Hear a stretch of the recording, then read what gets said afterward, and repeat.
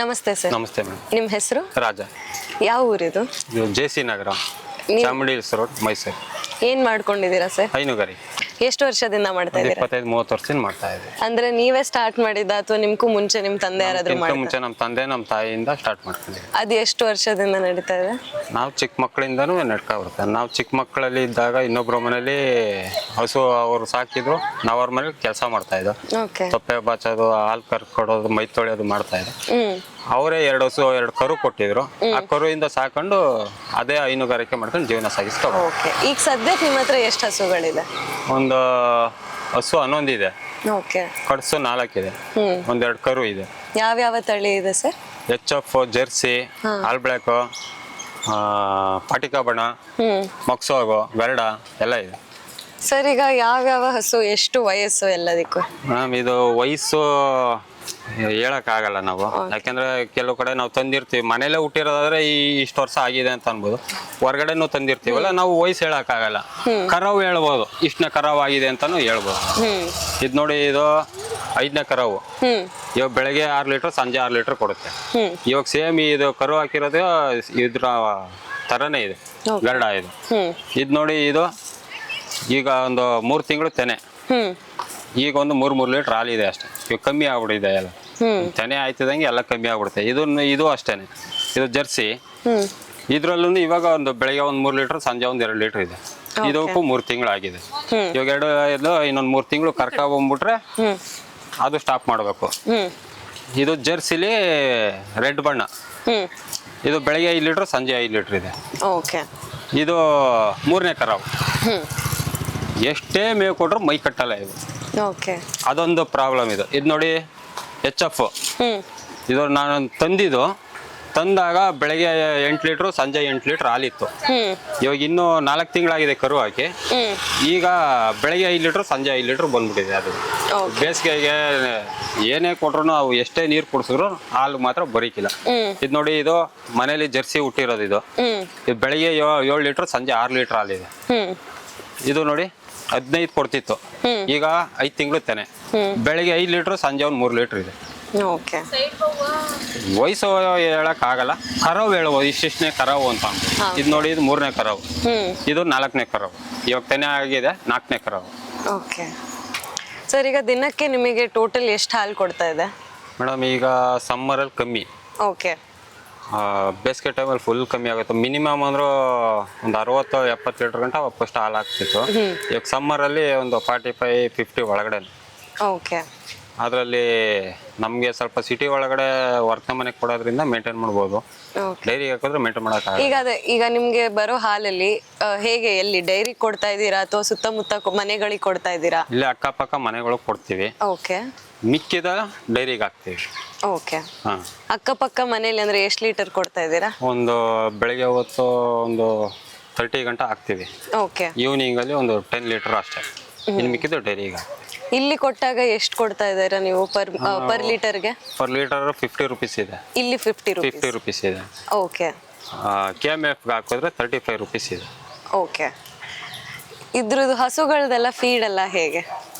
ನಮ್ದು ಕೆಲವರು ಒಂದೊಂದ್ ತರ ಒಬ್ಬೊಬ್ರು ಕೊಡ್ತಾರೆ. ನಾವು ಅವಾಗಿಂದನೂ ಹಿಂಡಿ ಹಾಕವ್ರದೆ ಒಟ್ಟು ಬೂಸ, ಸೆಕೆ ಬೂಸ ಅಂತ ಬರುತ್ತೆ. ಅದು ಬಿಟ್ರೆ ಕಾರ್ಗಿಲ್ ಫೀಡ್ ಆಗ್ತಾ ಇದೀವಿ. ಫಸ್ಟ್ KMF ಫೀಡ್ ಆಗ್ತಾ ಇದ್ದೋ, ಅದು ಇಂಕ್ರೇಜ್ ಆಗ್ಲಿಲ್ಲ ಹಾಲು. ಆಮೇಲೆ ಸ್ವಲ್ಪ ಅದು ಎಕ್ಸೆಸ್ ಆಫ್ ಹೀಟ್ ಇದೆ. ಅದು ಹಾಲು ಕರೆದಾಗ ತೊಟ್ಟು ಎಲ್ಲ ಒಂಥರ ಗುಳ್ಗುಳೆ ಬಂದು ಹೀಟ್ ಆಗಿ ಗಾಯ ಆಗ್ಬಿಡ್ತಿತ್ತು. ಅದು ಸ್ವಲ್ಪ ಪ್ರಾಬ್ಲಮ್ ಆಗಿ ಅದು ಸ್ವಲ್ಪ ಸ್ಟಾಪ್ ಮಾಡ್ಬಿಟ್ಟು ಕಾರ್ಗಿಲ್ ಆಗ್ತಾ ಇದ್ದೀನಿ. ಇಲ್ಲಿ ನೋಡಿ, ಹೇಳ್ಬೇಕು ಅಂದ್ರೆ ಇಲ್ಲಿದೆ ನೋಡಿ ಗಾಯ. ನಿಮ್ಗೆ ಕಾಣುತ್ತಾ ಇಲ್ವೋ? ಇಲ್ಲಿ ನೋಡಿ, ಈ ತರ ಆಗ್ಬಿಡುತ್ತೆ. ಅದು KMF ಹಾಕ್ದಾಗ ಎಕ್ಸೆಸ್ ಆಫ್ ಹೀಟ್ ಆಗಿ ಇದು ಈ ತರ ಗಾಯ ಆಗುತ್ತೆ. ಅದು ಪ್ರಾಬ್ಲಮ್ ಆದ್ರೆ ಹಿಂಗ ಹಾಲು ಕರ್ಸ್ಕೊಳ್ಳಲ್ಲ. ಅವಾಗ ಹಾಲು ಕರ್ಸ್ಕೊಳ್ಳಲ್ಲ ಅಂದ್ರೆ ಅದ್ರ ಹಾಲು ಬಿಟ್ಬಿಟ್ಟಾರ ಏನಾಗುತ್ತೆ, ಬಾವು ಆಗಕ್ ಶುರು ಆಗ್ಬಿಡುತ್ತೆ. ಹಾಲು ಸ್ಟ್ರಕ್ ಆಗ್ಬಿಡ್ತದೆ. ಕೆಲವು ಹಸುಗಳಿಗೆ ಹಂಗಾಗಿ ಇವಾಗ KMF ಸ್ಟಾಪ್ ಮಾಡಿದೀನಿ ಫೀಡ್. ಆಮೇಲೆ ಅವ್ರೇನ್ ಮಾಡ್ತಾರೆ, ತಂದಿ ಒಂದೇ ಸತಿ ಲಾಟ್ ಹಾಕೋದು. ಅದು ಮಳೆ ಗಿಳೆಗೆ ಅಥವಾ ಬೆಂದಿ ಒಳಗಡೆ ಒಂಥರ ಬೂಸ್ಟ್ ಕಟ್ಕೊಂಡಂಗ ಆಯ್ತಿತ್ತು. ಸುಮಾರು ಹಸುರಿಗೆ ಆ ತರ ಆಗ್ಬಿಟ್ಟು ಅದು ಸ್ಟಾಪ್ ಮಾಡ್ಬಿಟ್ಟು ಈಗ ಕಾರ್ಗಿಲ್ ಹಾಕಕ್ ಶುರು ಮಾಡಿದೀನಿ. ಕಾರ್ಗಿಲ್ ಹಾಕಿದ್ಮೇಲೆ ಒಂದು ಹಾಫ್ ಲೀಟರ್ ಸ್ವಲ್ಪ ರೈಜು ಆಗಿದೆ ಹಾಲು. ಅದಕ್ಕೂ ಇದಕ್ಕೂ ಒಂದು 200 ರೂಪಾಯಿ ಡಿಫ್ರೆನ್ಸ್ ಇದೆ ಅಷ್ಟೇ. ಫೀಡ್ ನ ಯಾವ ಪ್ರಮಾಣದಲ್ಲಿ ಕೊಡ್ತಾ ಇದ್ದೀರಾ? ನಾವು ಕರಿ ಅದ್ರ ಮೇಲೆ ಡಿಪೆಂಡ್ ಕೊಡ್ತೀವಿ. ಓಕೆ. ಒಂದು 10 ಲೀಟ್ರ್ ಕರಿತದೆ ಅಂದ್ರೆ ಒಂದು ಹಸು ಬೆಳಗ್ಗೆ ಒಂದು 10 ಸಂಜೆ ಒಂದು 10 ಕರಿತದೆ ಅಂದ್ರೆ 2 kg ಫೀಡ್ ಹಾಕ್ತೀನಿ. ಓಕೆ. ಒಂದು 1.5 kg 2 kg ಅಷ್ಟು ಬೂಸ, 1.5 kg 2 kg ಅಷ್ಟು ಕಡಲೆ ಒಟ್ಟು, 1 kg ಹಿಂಡಿ ಅಷ್ಟೇ ಒಂದೊಂದು ಹಸು ಕೊಡೋದು. ಓಕೆ. ಕರಿ ಅವಕ್ಕೆ ಮಾತ್ರ ಕೊಡೋದು, ಕರಿದರ ಅವಕ್ಕೂ ಕೊಡೋಕ್ಕಾಗಲ್ಲ. ಯಾಕೆಂದ್ರೆ ಅವಕ್ಕೆಲ್ಲ ಕೊಟ್ಕ ಕೂತ್ಕೊಂಡ್ರೆ ನಾವು ಏನು ಸಿಗಕ್ಕಿಲ್ಲ ಅದರಲ್ಲಿ, ನಮ್ಮ ಮನೆ ಮೇಂಟೆನೆನ್ಸ್ಗೆ ಪ್ರಾಬ್ಲಮ್ ಆಗ್ಬಿಡುತ್ತೆ, ಆ ಥರ ಆಗ್ಬಿಡುತ್ತೆ. ಸರ್, ಈಗ ಬೇಸಿಗೆಗಾಲದಲ್ಲಿ ಹೇಗೆ ನೋಡ್ಕೋತಾ ಇದ್ದೀರಾ, ಹೇಗೆ ಮೇಂಟೈನ್ ಮಾಡ್ತಾ ಇದ್ದೀರಾ ಹಸುಗಳನ್ನ? ಸಿಟಿ ಒಳಗೆ ಬೇಸಿಗೆ ಸಾಕ್ಬೇಕು ಅಂದ್ರೆ ಭಾಳ ಕಷ್ಟ ಇದೆ. ನಾವು ಅದನ್ನ ಬಿಟ್ಬಿಟ್ಟು ನಾವು ಬೇರೆ ಕಡೆ ಎಲ್ಲ ಹಳ್ಳಿಗಳೆಲ್ಲಾದ್ರೆ ಸ್ವಂತ ಜಮೀನು ಇರುತ್ತೆ, ಹುಲ್ಲು ಹಾಕಿರ್ತಾರೆ, ವ್ಯವಸಾಯ ಮಾಡ್ಕೊಂಡು ಅವರೇ ಅಲ್ಲೇ ಕುಯ್ಕೊಂಬಂದು ಹಾಕೋಬೋದು. ನಾವೆಲ್ಲ ಕೊಂಡ್ಬೇಕು. ವರ್ಷಕ್ಕೆ 15,000 ಪಾತಿ ಲೆಕ್ಕ ಮಾಡ್ಕೊಂಡಿರ್ತೀವಿ. ವರ್ಷಕ್ಕೆ 15,000, ಒಂದು 5 ಕುಂಟೆನೋ 6 ಕುಂಟೆನೋ ಕೊಡ್ತಾರೆ.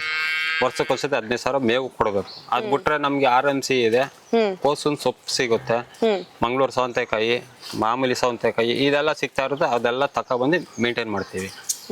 ಬೇಸಿಗೆಯಲ್ಲಿ ಸ್ವಲ್ಪ ಪ್ರಾಬ್ಲಮ್ ಆಗುತ್ತೆ. ಈ ಮಳೆ ಗಿಳೆ ಹೋದಾಗ ಈ ಎದುರುಗಡೆ ಎಲ್ಲ ಸ್ವಲ್ಪ ತೋಟ ಇದೆ, ಫ್ರೀ ಇದೆ, ಅಲ್ಲಿ ಬಿಡ್ತೀವಿ. ಪಾಪ ಅವರು ಏನು ಮಾತಾಡಕ್ಕಿಲ್ಲ. ಅವಾಗ ಸ್ವಲ್ಪ ಮೇವು ಇರುತ್ತೆ, ಅಲ್ಲೇ ಮೇಯ್ಕ ಬರುತ್ತೆ. ಅವಾಗ ನಮ್ಗೆ ಸ್ವಲ್ಪ ಶಾಂತಿ ಸಿಗುತ್ತೆ. ಹಾಗೆ ನಮ್ಗೆ ರಿಸ್ಕ್ ಕಮ್ಮಿ ಆಗುತ್ತೆ ಅವಾಗ. ಅದ್ ಬಿಟ್ರೆ ಏನು ಬಹಳ ಕಷ್ಟ ಸಿಟಿ ಒಳಗೆ ಸಾಕೋದು.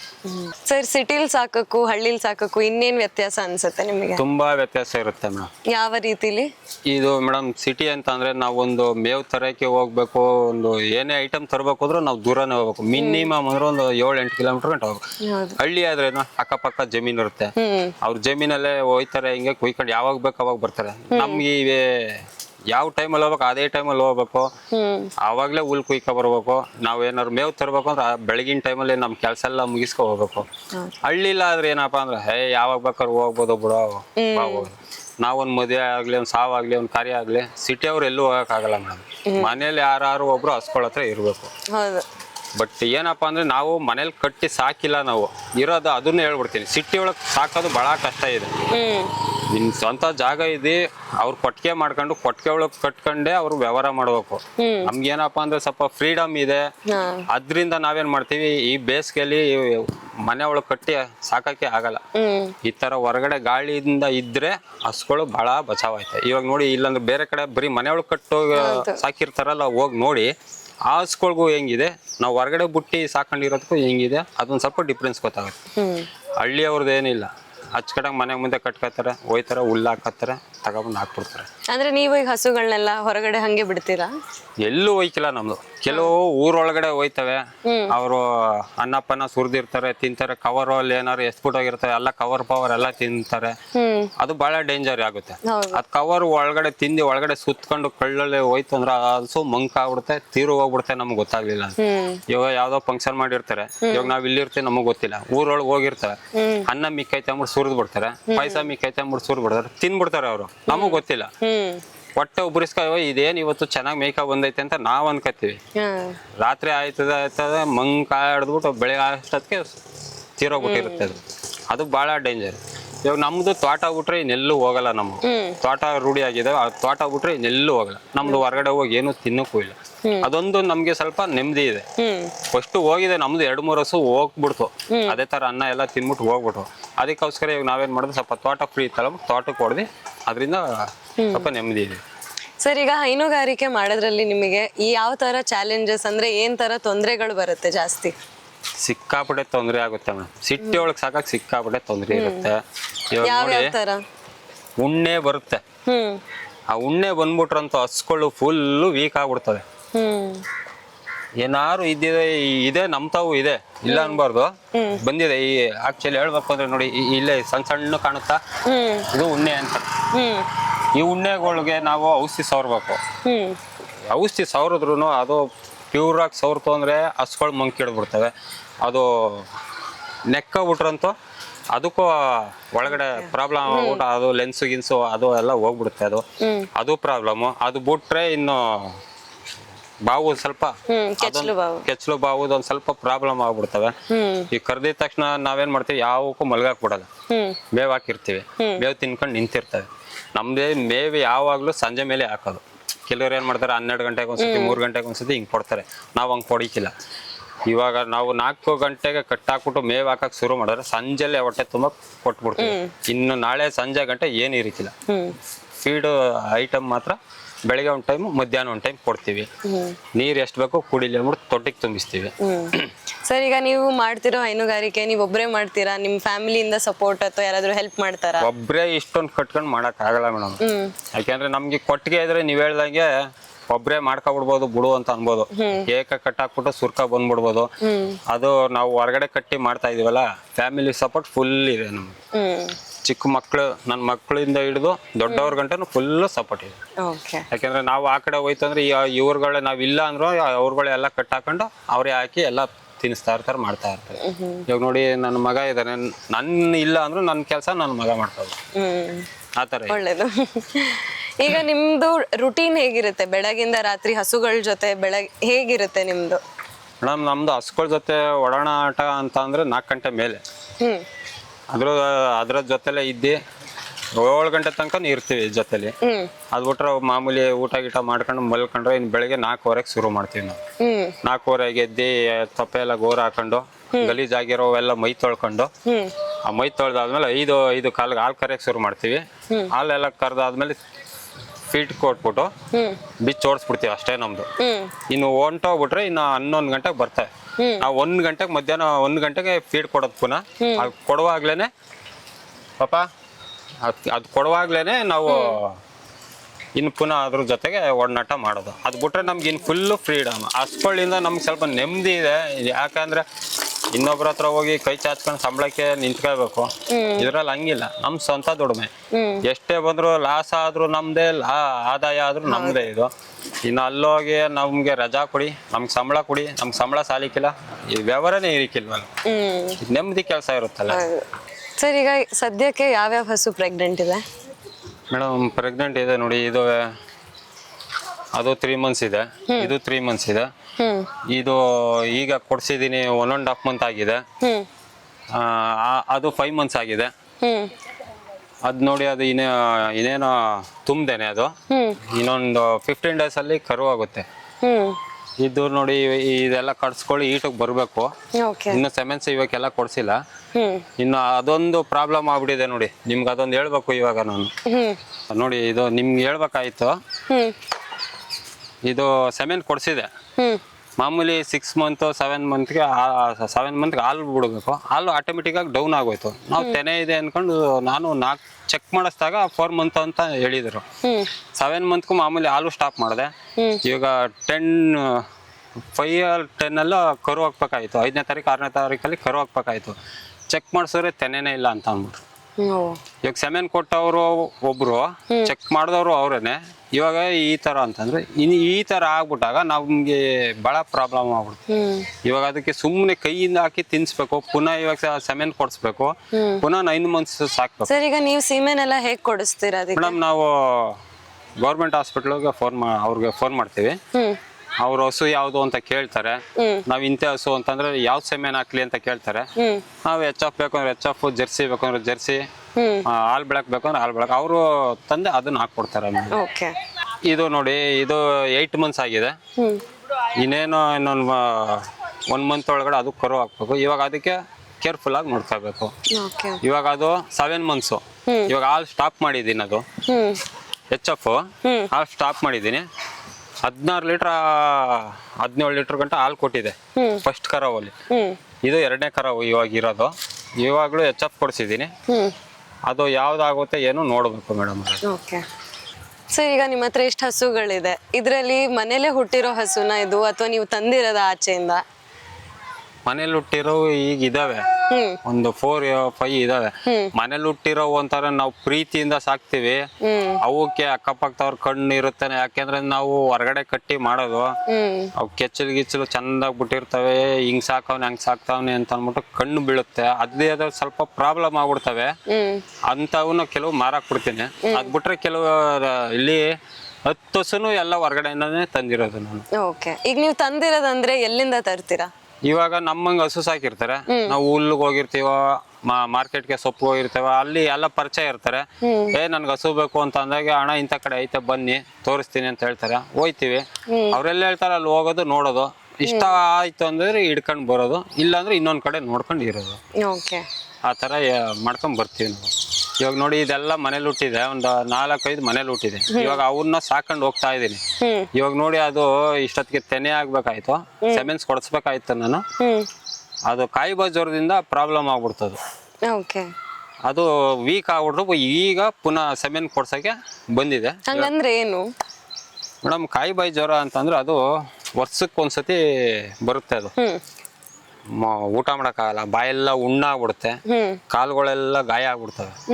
ಅದಾದಾಗ ಹಸು ಏನು ತಿನ್ನಿಕ್ಕಿಲ್ಲ, ಫುಲ್ ವೀಕ್ ಆಗಿ ಯಾಕಾಗತ್ತೆ ಅದು? ಮೇಡಮ್ ಅದೊಂದು ಕಾಯಿಲೆ. ಇವಾಗ ಕೊರೋನಾ ಅಂತ ಬಂತಲ್ಲ, ಇವಾಗ ಅದು ಬಂದಿದೆ ಯಾರಿಗೂ ಗೊತ್ತಾಗ್ತಿರ್ಲಿಲ್ಲ. ಅದೊಂದು ಕಾಯಿಲೆ, ಅದು ಜಮಾನ್ದಿಂದ ಬಂದಿದೆ. ಇವಾಗ ಆಮೇಲೆ ಗಂಟು ರೋಗ ಅಂತ ಬಂದ್ಬಿಟ್ಟಿದೆ ಈಗ. ಅದು ಒಂದು ಪ್ರಾಬ್ಲಮ್ ಆಗಿದೆ. ಇವಾಗ ಮೊನ್ನೆ ಬಂದು ಎಲ್ಲವಕ್ಕೂ ಇಂಜೆಕ್ಷನ್ ಮಾಡ್ಬಿಟ್ಟು ಹೋಗಿದ್ದಾರೆ. ಅದು ಬತ್ತು ಅಂದ್ರೆ ಪ್ರಾಬ್ಲಮ್ ಆಗ್ಬಿಡುತ್ತೆ. ಕಾಯಿ ಬಾಜರ್ದಿ ಹೋದ್ ಸತಿ ಬಂದಿರೋದು ನಾನು ಇನ್ನೂ ಒಂದು ಕರುಗೂ ವಾಸಿ ಆಗಿಲ್ಲ. ಕಾಲು ಉಗ್ರು ಸುತ್ತ ಆಗ್ಬಿಡುತ್ತೆ, ಅದು ಕೊಳವೆ ಈಚೆ ಬಂದ್ಬಿಡುತ್ತೆ. ಇವಕ್ಕೂ ಬಂದಿದೆ ನೋಡಿ, ನಾನು ತೋರಿಸ್ತೀನಿ. ಭೂಮಿ ಬರ. ಇದ್ರ ಹೆಸರು ಭೂಮಿನಾ? ಇವರು ಭೂಮಿ, ಇವ್ರ ಮಗಳೇ. ಫಸ್ಟ್ ಲಾಕ್ಸ್ಟೈನ್ಸ್ ಅಂದ್ರೆ ಇದು ಮಗು ಹಾಕಿದ. ಇದು ಇಲ್ಲಿ ನೋಡಿ ಕೊಳಬು ಕಾಣುತ್ತಾ ಹೆಂಗಿದೆ? ಈ ಕೊಳಬೆ ಬಂದ್ಬಿಡುತ್ತೆ ಈಚೆ. ಇದಕ್ಕೂ ಸೆಮೆಸ್ ಆಗಿದ್ದು, ಇದು ಕಾಯಿ ಬಜಾರ ಬಂದ್ಬಿಟ್ಟು ಆ ತರ ಆಗ್ಬಿಡ್ತು. ಇದ್ ನೋಡಿ, ಇದು ಇನ್ನೂ ಹೋಗ್ತಾ ಇದೆ ನೋಡಿ. ಈ ಫುಲ್ ಕಳಿಸಿ ಹೊಸದ್ ಬರುತ್ತೆ. ಅದೊಂದು ಕಾಯಿಲೆ ಬಂದ್ಬಿಟ್ಟಿದೆ. ಅದು ಇವಾಗ ಮೊನ್ನೆ ಬಂದು ಇದು ಕೊಡಿಸ್ಬಿಟ್ಟು ಹೋಗಿದ್ದಾರೆ ಇಂಜೆಕ್ಷನ್ ಎಲ್ಲ. ಆ ಇಂಜೆಕ್ಷನ್ ಕೊಟ್ಟಾಗ 8 ಲೀಟರ್ ಹಾಲು ಕರಿ ಹಸು 6 ಲೀಟರ್ ಕೊಡುತ್ತೆ. ಒಂದು 5 ಡೇಸ್ ಗಂಟ ಅದೇ ತರ ಕಮ್ಮಿ ಆಗ್ಬಿಡುತ್ತೆ. ಅದು ಆ ನೋವು ಏನೋ ಅದಂತೂ ನಮಗ್ ಗೊತ್ತಿಲ್ಲ. ಅದೊಂದು ಸ್ವಲ್ಪ ಪ್ರಾಬ್ಲಮ್. ಹೋದ್ ತಿಂಗಳೇ ಕೊಡ್ಬೇಕಾಗಿತ್ತು, ಅವ್ರು ಕೊಟ್ಟಿರ್ಲಿಲ್ಲ. ಬೇಸಿಗೆ ಸಿಕ್ಕಾಬಿಟ್ಟೆ ಬಿಸ್ಕೆಲ್ ಕೊಡೋಕ್ಕಾಗಲ್ಲ, ಹಸುಗೆ ಪ್ರಾಬ್ಲಮ್ ಆಗ್ಬಿಡುತ್ತೆ ಅಂದ್ಬಿಟ್ಟು ಅವ್ರು ಕೊಟ್ಟಿರ್ಲಿಲ್ಲ. ಮೊನ್ನೆ ಬಂದು ಮಾಡ್ಬಿಟ್ಟು ಹೋಗಿದ್ದಾರೆ. ಅದು ಬೆಳಗ್ಗೆನೆ ಕೊಡ್ತಾರೆ. ಇಷ್ಟೊತ್ತಲ್ಲಿ ಬನ್ನಿ ಅಂದ್ರೆ ಬರೀರ್ಕಿಲ್ಲ ಅವ್ರು. ನಮಗೂ ಪ್ರಾಬ್ಲಮ್ ಆಗ್ಬಿಡುತ್ತೆ. ಕೆಲಸ ಟೈಮಲ್ಲಿ ಬರ್ತಾರೆ, ಹುಲ್ಗೆ ಹೋಗಂಗಿಲ್ಲ, ಮೇವು ಹೋಗಿ ಪ್ರಾಬ್ಲಮ್ ಆಗ್ಬಿಡುತ್ತೆ. ಸರ್, ಈಗ ನೀವು ಹಸು ತಂದಾಗ ಅದಕ್ಕೆ ಎಷ್ಟು ಟೈಮ್ ಬೇಕಾಗತ್ತೆ ನಿಮ್ ಜೊತೆ ಅಡ್ಜಸ್ಟ್ ಆಗಕ್ಕೆ? ಮೇಡಮ್ ಅದು ಮೇವ್ ಮೇಲೆ ಡಿಪೆಂಡ್ ಆಗುತ್ತೆ. ಇವಾಗ ನಾವು ಹೊರಗಡೆಯಿಂದ ತಂದಿರ್ತೀವಿ, ಅವ್ರ ಮೇವು ಏನ್ ಹಾಕಿರ್ತಾರೆ ನಮ್ಗೆ ಗೊತ್ತಿರ. ಕೆಲವರು ಸೈಲೇಜ್ ಹಾಕಿ ರೂಢಿ ಮಾಡಿರ್ತಾರೆ, ಇನ್ ಕೆಲವರು ಮಾಮೂಲಿ ಹುಲ್ಲು ನಮಗೆ ಹಾಕಿ ರೂಢಿ ಮಾಡಿರ್ತಾರೆ, ಇನ್ ಕೆಲವರು ಕಡ್ಡಿ ಹುಲ್ಲು ಬರುತ್ತೆ ಅದನ್ನ ಹಾಕಿ ರೂಢಿ ಮಾಡಿರ್ತಾರೆ. ನಮ್ಮ ಹತ್ರ ಬಂದು ಅಡ್ಜಸ್ಟ್ ಆಗ್ಬೇಕು ಅಂತಂದ್ರೆ ಒಂದು 15 ಡೇಸಿಂದ 20 ಡೇಸ್ ಗಂಟ ಬೇಕು. ಅಲ್ಲಿವರೆಗೂ ಸ್ವಲ್ಪ ಪ್ರಾಬ್ಲಮ್ ಆಗುತ್ತೆ. ಯಾಕೆಂದ್ರೆ ಇವಾಗ ಒಂದು ಹಸು ತಂದಾಗ ನಾವು ಅವ್ರ ಹತ್ರ ಕರ್ಸಿ ನೋಡ್ತೀವಿ. ಒಂದು 10 ಲೀಟರ್ ಕರಿಯುತ್ತೆ ಅನ್ಕೊಳ್ಳಿ, ಒಂದು ಅಂದಾಜು 10 ಲೀಟರ್ ಕರಿಯುತ್ತೆ ಅನ್ಕೊಳ್ಳಿ. ಅಲ್ಲಿಂದ ಇಲ್ಲಿಗೆ ಬಂದಾಗ ಒಂದ್ 2 ಲೀಟರ್ ಕಮ್ಮಿ ಆಗುತ್ತೆ. ಯಾಕಂದ್ರೆ ಇಲ್ಲಿ ವಾತಾವರಣಕ್ಕೂ ಅಲ್ಲಿ ವಾತಾವರಣಕ್ಕೂ ಡಿಫ್ರೆನ್ಸ್ ಇರುತ್ತಲ್ಲ. ಒಂದು 15-20 ದಿವಸ ಬೇಕು ಅಡ್ಜಸ್ಟ್ ಆಗ್ಬೇಕು ಅಂತ ಅಂದ್ರೆ. ಅವ್ರ ಮೇವು ನಮ್ಮ ಮೇವು, ಅವ್ರು ಯಾವ ತರ ಫೀಡ್ ಕೊಡ್ತಾರ, ನಾವ್ ಯಾವ ತರ ಕೊಡ್ತೀವೋ ಅದ್ರ ಮೇಲೆ ಡಿಪೆಂಡ್ ಆಗ್ಬಿಡುತ್ತೆ. ಸರ್, ಈಗ ಟೆಕ್ನಾಲಜಿ ಎಷ್ಟು ಇಂಪ್ರೂವ್ ಆಗಿದೆ ಅಂತ ಗೊತ್ತು. ಇವಾಗ ಮನೇಲೆ ಕೂತು ನೀವು ಹಸುಗಳದ್ದು ಫೋಟೋ ವಿಡಿಯೋ ನೋಡೋದು ಅಥವಾ ಅದ್ರ ಬಗ್ಗೆ ಇನ್ಫಾರ್ಮೇಶನ್ ತಿಳ್ಕೊಳ್ಳೋದಿತ್ತು, ಆ ತರ ನಿಮಗೊಂದು ಆಪ್ಷನ್ ಇದೆ ಅಂತ ಅಂದ್ರೆ ಅದ್ರ ಬಗ್ಗೆ ನಿಮ್ದೇನ್ ಅಭಿಪ್ರಾಯ? ಮೇಡಮ್ ಅದು ಅನುಕೂಲ ಆಗುತ್ತೆ, ಜನಕ್ಕೆ ಬಹಳ ಅನುಕೂಲ ಆಗುತ್ತೆ. ಆಪಲ್ಲಿ ನೋಡ್ಕೊಳ್ಳೋದು, ಮಾತಾಡ್ಕೊಳ್ಳೋದು ಮಾಡೋದಕ್ಕೆ ಅನುಕೂಲ ಆಗಿದೆ. ಬಟ್ ನಮ್ಗೆ ಇಷ್ಟ ಆಗ್ಬೇಕಲ್ಲ, ನಮ್ಗೆ ಸಂತೋಷ ಆಯ್ತು ಅಂದ್ರೆ ಈ ಒಂದೆಲ್ಲ ಎರಡಲ್ಲ ಒಂದು 5 ನೋಡ್ಬೇಕು. 5ರಲ್ಲಿ ಎಷ್ಟು ಇಷ್ಟ ಆಗುತ್ತೆ ಅದನ್ನ ನೋಡ್ಕೊಂಡು ತಕೋಬಹುದು, ಇಲ್ಲ ಅಂದ್ರೆ ಇಲ್ಲ ಅಷ್ಟೇ ಅದ್ರಲ್ಲಿ. ಸರ್, TFA ಅಂತ ನಮ್ದು ಒಂದು ಆಪ್ ಇದೆ. ಅದು ಹೈನುಗಾರಿಕೆ ಮಾಡೋರ್ಗೆ ಅಂತಾನೆ ಮಾಡಿರೋದು. ಅದರಲ್ಲಿ ನಿಮಗೆ ಹಸುಗಳ ಬೈಯಿಂಗ್ ಅಂಡ್ ಸೆಲ್ಲಿಂಗ್ ಅಂತಾನೆ ಅಲ್ಲಿ ಆಪ್ಷನ್ಸ್ ಇರುತ್ತೆ ನಿಮಗೆ. ಈಗ ನಿಮಗೆ ಇನ್ ಕೇಸ್ ಹಸು ಬೇಕು ಅಂತಂದ್ರೆ ನೀವು ಸೆಲ್ಲರ್ಗೆ ಡೈರೆಕ್ಟ್ ಆಗಿ ಕಾಂಟ್ಯಾಕ್ಟ್ ಮಾಡ್ಬೋದು. ಅದೇ ರೀತಿ ನೀವೇನಾದ್ರೂ ಸೆಲ್ ಮಾಡ್ತಾ ಇದ್ದೀರಾ ಅಂತಂದ್ರೆ ಆ ಬೈಯರ್ ನಿಮಗೆ ಡೈರೆಕ್ಟ್ ಆಗಿ ಕಾಂಟ್ಯಾಕ್ಟ್ ಮಾಡ್ಬೋದು. ಇದ್ರಲ್ಲಿ ಯಾವುದೇ ರೀತಿ ಚಾರ್ಜಸ್ ಇರೋದಿಲ್ಲ. ಸೊ ನೀವು ಪ್ಲೇಸ್ಟೋರ್ ಅಲ್ಲಿ TFA ಅಂತ ಆಪ್ ಅನ್ನ ಡೌನ್ಲೋಡ್ ಮಾಡಿ ಯೂಸ್ ಮಾಡಿ ಸರ್. ಖಂಡಿತ ಮಾಡ್ತೀನಿ ಮೇಡಮ್, ಹೇಳ್ತೀನಿ. ನಮ್ಗೆ ಬೇಕು ಅಂದ್ರೆ ತಿಳಿಸ್ತೀನಿ. ನಮ್ಗೆ ಸೇಲ್ ಇದೆ ನೋಡಿ ಅಂದ್ರೆ ಅದಕ್ಕೂ ಹೇಳಿ ಕಳಿಸ್ತೀನಿ. ನಿಮ್ಮ ಅನುಭವ ತಿಳಿಸ್ಕೊಟ್ಟಿದ್ದಕ್ಕೆ thank you. Thank you madam.